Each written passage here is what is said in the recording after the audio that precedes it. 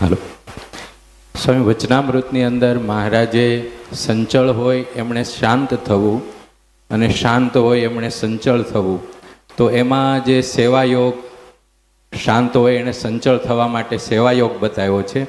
ગુણાતીતાનંદ સ્વામીએ વાતોમાં સેવાએ કરીને સ્વભાવ વધે છે એવી વિગત કરી.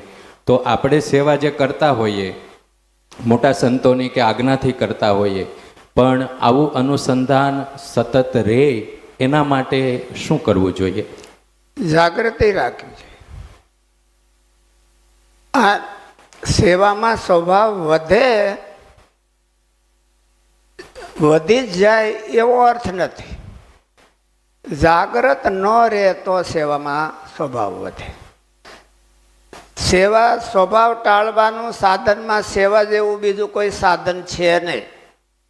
સ્વભાવ ટાળવા માટે હોતે સેવા થઈ શકે છે અને સ્વભાવ વધારવા માટે હોતે સેવા થઈ શકે છે. આપણને કોઈ કી પોઈન્ટની સેવા હાથમાં આવી ગઈ અને આપણે બીજાનું નાક દબાવતા શીખીએ તો એમાં સ્વભાવ વધે. નાક દબાવવામાં સમજો ને, એમ કે નાક દબાવે તો મોઢું ખુલે, ઓટોમેટિક ખુલી જાય, ખોલવું ન પડે ને. ઓલું તો આપણે બહુ ખોલી તો ઓલું ભીહી રાખે, એ ખુલે નહીં.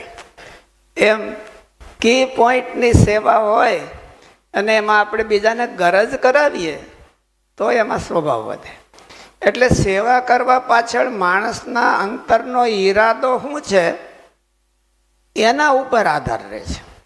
સેવા કરવા પાછળ જો એનો ઈરાદો પોતાના સ્વભાવને ટાળવાનો હોય તો એને સ્વભાવ વધે નહીં. સેવા કરવા પાછળ એનો કંઈક બેનિફિટ લઈ લેવાનો ઈરાદો હોય તો આપણે કીધું એમ કી પોઈન્ટની સેવા છે, એનાથી બેનિફિટ લઈ શકાય છે.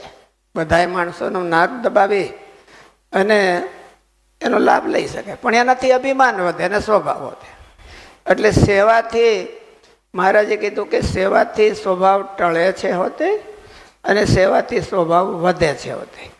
સ્વામીએ કીધું કે સેવામાં દેહાભિમાન વધે, એનો અર્થ એવો છે કે જો જાગૃતિ ન રાખે તો વધી જાય. સ્વભાવ સહજ તો એવો જ છે કે જો જાગૃતિ ન હોય તો વધી જ જાય. કારણ કે એમાં સેવા કરે એને માનપાન મળે, વાહવા થાય, કોઈ રોકે નહીં, એટલે સ્વભાવ વધે જ. માણસની પ્રકૃતિ જેવી છે, સ્વભાવ વધે. એટલે સેવા કરે તો એનો અર્થ એવો નહીં કે વધે સ્વભાવ. સ્વભાવ ઘટે હોતે, ઘટાડવો હોય તો, અને વધારવો હોય તો વધે.